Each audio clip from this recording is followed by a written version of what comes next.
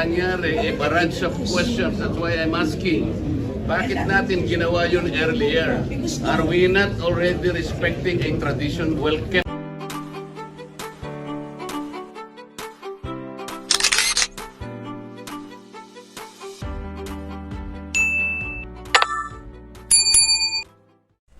Welcome back sa aking YouTube channel. Para sa mga first time ako manonood, please click mo na yung very mysterious na link.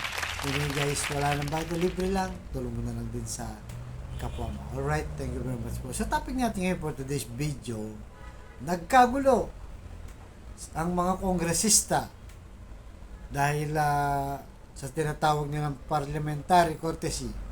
Dahil itong si Marcoleta guys, habang nag-hearing sa budget deliberation ng Office of the Vice President, itong si Sara Duterte, ay talagang tumayo siya at pinagtatanggol niya itong si Sara Duterte. So, pinipilit niya na sa kanila daw tradisyon dyan sa Kongreso ay may umiiral na parliamentary courtesy. Na ibig sabihin nito guys, na madali ang pag-approve ng budget at wala nang tanong-tanong. So narito guys, panoorin muna natin at saka yung bumalik tayo sa ating reaksyon kung ano masasabi natin dito. Right? Pasok. Ang nangyari, a barrage of questions. That's why I'm asking. Bakit natin ginawa yun earlier? Are we not already respecting a tradition well kept by this House? Respect tradition. Hindi nga, pinagtatanong nyo siya eh. Meron pang pratidela whatever. That is disrespect to the office of the President, Vice President.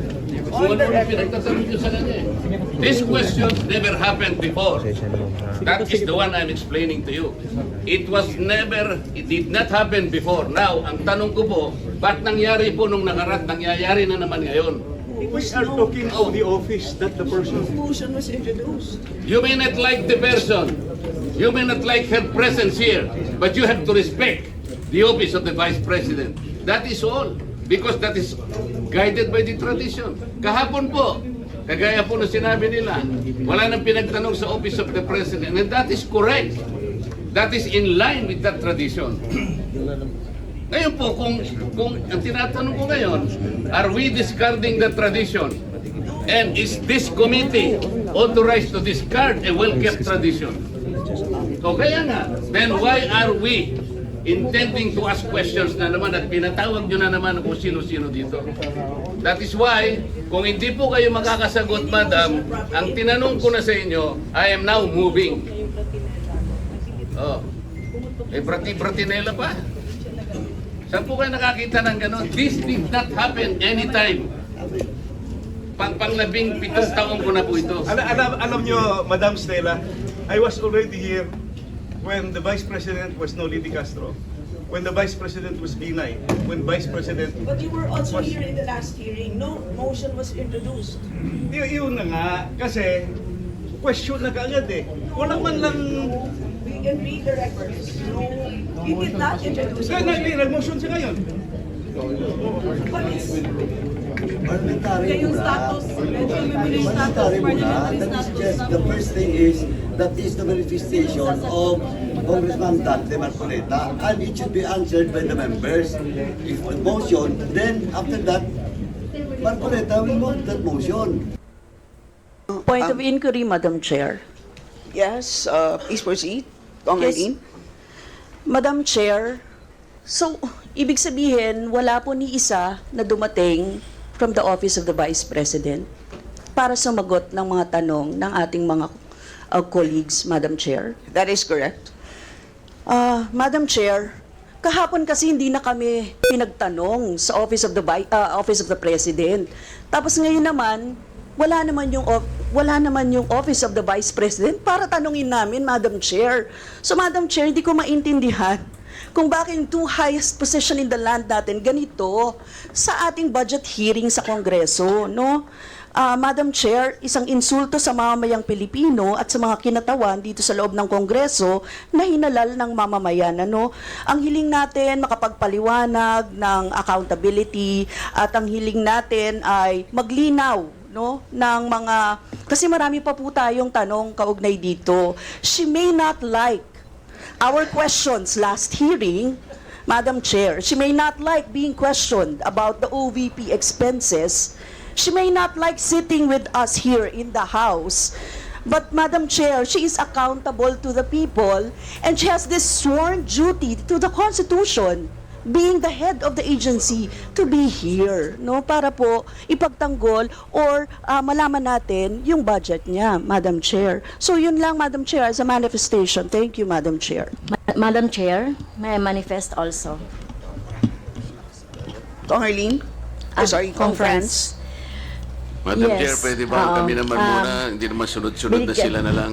Madam Chair, please. So, Madam I'd Chair, I'd so like wala to, pa naman po before tayo you proceed, sa... before May you I proceed, raise a before you proceed, parliamentary conference, inquiry, Madam Chair? before you proceed, I'd like to remind our members for orderly proceedings, please wait to be acknowledged Yes, before ma'am, you pero- speak. So sa ngayon po, dahil nauna po si Kong Franz, paunahin na muna natin siya. So Kong Franz, please proceed. puro sila And na then po I will yung- recognize you after. Kong Dante. Magkakasunod, Madam eh. Medyo nauna lang po siya ng 1 second po. Di ba Kong ang Dante. ating tradition, So yun guys, napanood nyo, di ba? Napakagulo nila, di ba, yung mga mambabatas natin to guys. Sila yung representative ng ating, tayong lahat guys. Kasi kada distrito, meron tayong congressman at congresswoman. So, syempre, hindi naman pwede tayong lahat dyan, di ba? Pupunta sa kamera para pag-usapan yung budget. Kaya nga sila nandyan, hinalal natin bilang kinatawan ng ating mga mamamayan. So, dyan kasi guys, itong si Marcoleta, pinagtanggol niya itong si Sara Duterte, VP Sara Duterte, na pinipilit niya na meron daw silang tradisyon dyan sa Kamara ng parliamentary courtesy. So, ibig sabihin guys, pag nagsimula na yung budget hearing, ang mangyayari kasi dyan, di ba, budget hearing, magpipresent lang yung Vice President, tapos, sasabihin na ng isa sa mga congressman, last year ang nagsalita dyan, si Sandro Marcos. Sabi niya, dahil sa parliamentary courtesy ng Vice President, tinatapos ko na. Sabi niya, terminate the budget hearing ng OBP. Kaya na-approve ka agad. Pero nung time na yun guys, nabuo pang unit team, itong sila Franz Castro naman, ang nag-o-object. Pinatayin pa ng mic dyan eh. Guys, kung maalala nyo, na-vlog na natin dito yan. Tapos yun, di na rin nasunod. Nasunod pa rin yung parliamentary courtesy. Pero ngayon, sa panahon ngayon, iba na kasi, di ba? Alam naman natin, guys, na wasak na ang unit team. Wala nang power itong si Sara Duterte sa BBM administration. Talagang nag-away na sila. So ngayon, ang isa pa kasing problema ni Vice President Sara, guys, mayroong mga controversial sa kanyang budget o irregularity sa kanyang budget ng 2020, actually 22 at saka 23 yata. 23 yan, tama guys. Na merong budget na nakalaan na hindi pwede. May mga guidelines na kung saan lang pwedeng ilagay yung pera, inilagay niya sa iba. Yung gano'n nakita. At COA guys ang nagre-report niyan. Hindi yan invento at hindi yan paninira. Mismong COA. Pero tanungin ko lang kayo, ano bang mas importante? Yung parliamentary courtesy na kung ano yung pinupropose ng budget ng Office of the Vice President, halimbawa ngayon 2.3 billion, approve na kagad guys nang hindi pa tinatanong yung nakaraan kung saan yung ginastos. So in fairness, dapat para sa akin, hindi lang naman dapat kay Vice President to, dapat lahat mula Presidente pababa, di ba? So ngayon kasi talagang nakikitaan natin na talagang yung COA report, maraming irregularity kay VP Sara na kailangan niya sagutin. Dapat sagutin niya kagad, di ba? At mapatunayan niya tama yung paggastos. Wala namang problema. At bukod doon kasi para sa akin, kung susunod lang sila sa tradisyon nilang yan, anong kwenta niyan guys? Di ba? Ang pinag-uusapan dito ay pera ng kaban ng bayan. Tayong lahat po dito ang may pera niyan. Hindi nila pera yan. Sila lang yung nag-a-approve at gumagastos. So, dapat lang, di ba? Dapat lang na malaman ng taong bayan ultimong piso kung saan dinala at kung ano ang ginawa at sino yung mga nakinabang. Di ba? Yun ang dapat nating isipin. Na pera natin yan. Kahit sino ka pa. Di ba? kahit tambay ka lang, pag bumili ka ng sigarilyo, guys, may tax yan. Nagbayad ka na sa gobyerno. Pag bumili ka ng Jollibee, minsan buong pamilya pa yan, may tax yan. Sa 7-Eleven, kung may motor ka naman, nagpagas ka ng gasolina mo o ng diesel, ng kurudo, di ba? May tax yan. Sa mga bahay natin, amelioration, may tax yan. So, lahat ng kilos natin, may tax, guys. Kaya lahat ng bis na yung babayaran mo lang kung walang tax, sa 10 piso, nagbayad ka ng 12 pesos.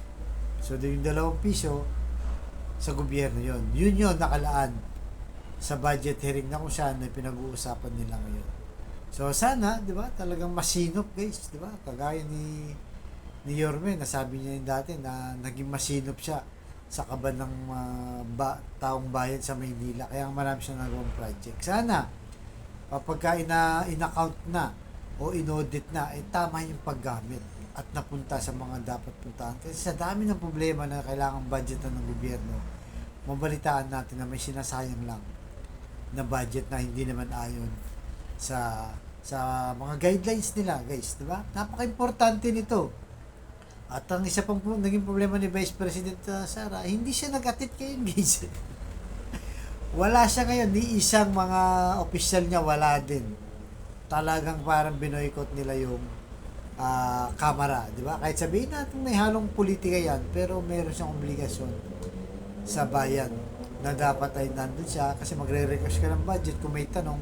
Kasi ganito din, guys, kung transparent ka bilang isang, hindi lang to kay Sara, bilang isang taong gobyerno o halal, opisyal ng gobyerno.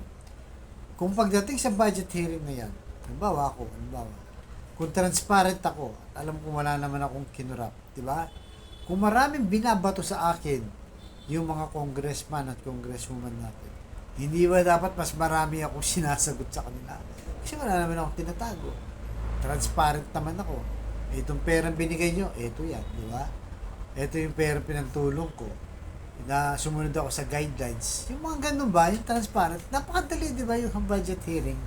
Kaya hindi dapat umiwas sa mga tanong. 'Di ba? Ang problema, wala kang tatanungin dahil wala nga itong si Vice President Sara Duterte. So paano na ngayon ang budget niya, guys, 'di ba?